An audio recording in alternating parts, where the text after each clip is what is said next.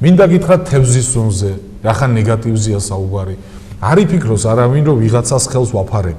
ან როდესმე დამიფარებია, ან კიდევ დავაფარებ. უბრალოდ ჩვენი სამუშაო კაბინეტშია დღეს.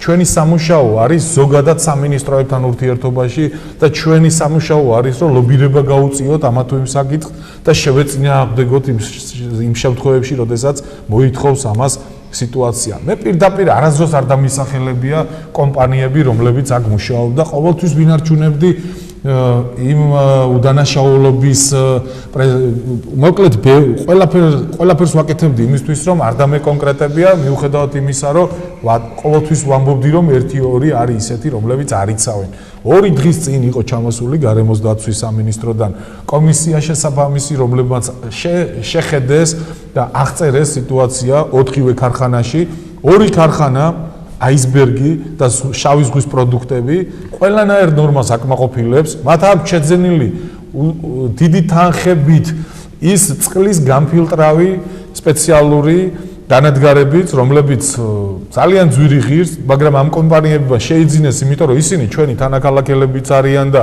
მათაც აწუხებთ ეს თევზის სუნი როგორც ყველა ჩვენთაგანს და ვერავინ ვერ იტყვის რომ ეს არ არის პრობლემაა ეს ნამდვილად მე მინდა დავასახელო ჯეოფიში და მადაი, რომლებსაც არ აქვს ეს პირობები და პირდაპირ ისინი არიან დღეს სწორედ ის 2 კომპანიაა აი ამ სუნის წარმომქმნის ერთ-ერთი სათავე. მეც რაც გეტყვით. ჯეოფიში არის კომპანია, რომელიც შემოსასვლელშია ქალაქის და მე ძალიან გამიკვირდა, მაგრამ წელს გადასახადი არ გადაიხადეს ადგილობრივი მოსაკრებლის.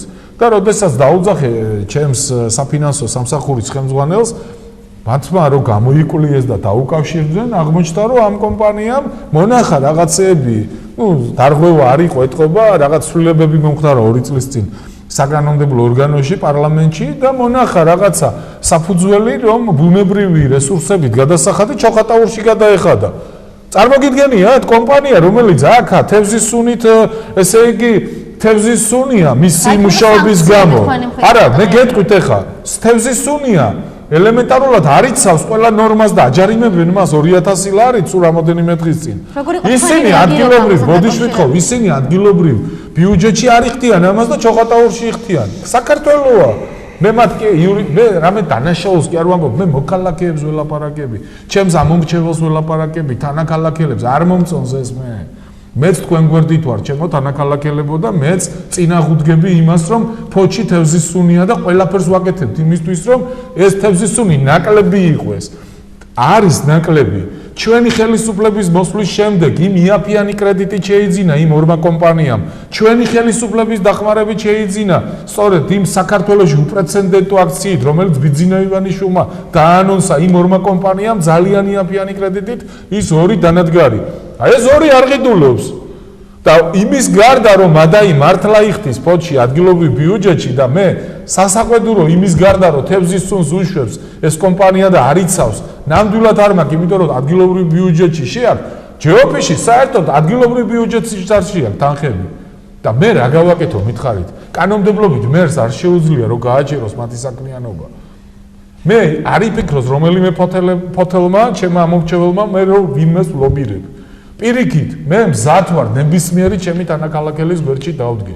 მე ბიზნესს არ ვემუქრები, პირიქით 2 ჯარიმაც გამოწერილი გვაქვს ჩვენმა ზედამხედველობამ გამოწერა, იმიტომ რომ თევზი იღვრებოდა, თევზისგან გამომდინარე წყალი იღვრებოდა, ჩვენ ყველაფერს აკეთებს ზედამხედველობის სამსახური ფოთის, რომ აღმოფხრას ესა თუ ის ადგილი, მაგრამ აი ამ თევზის სუნზე საკანონმდებლო ალბათ რეგულაციებია საჭირო.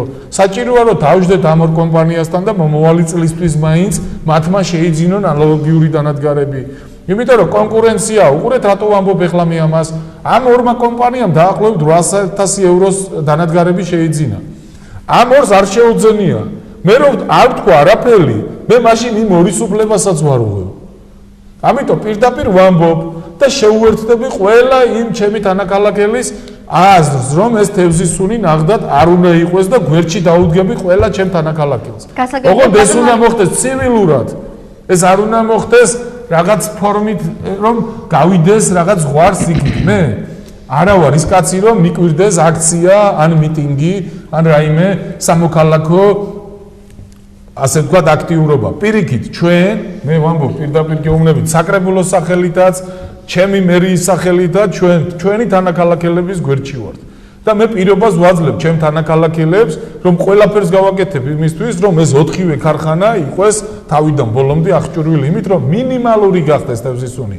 მე კიდევ ერთხელ ვამბობ, შეიძლება არაპოპულარული იყოს ეს ნათქვამი, მაგრამ თევზისუნი ნაწილობრივ იმ მიდამოებში მაინც იქნება. უბრალოდ ეს მასიური არ უნდა იყოს.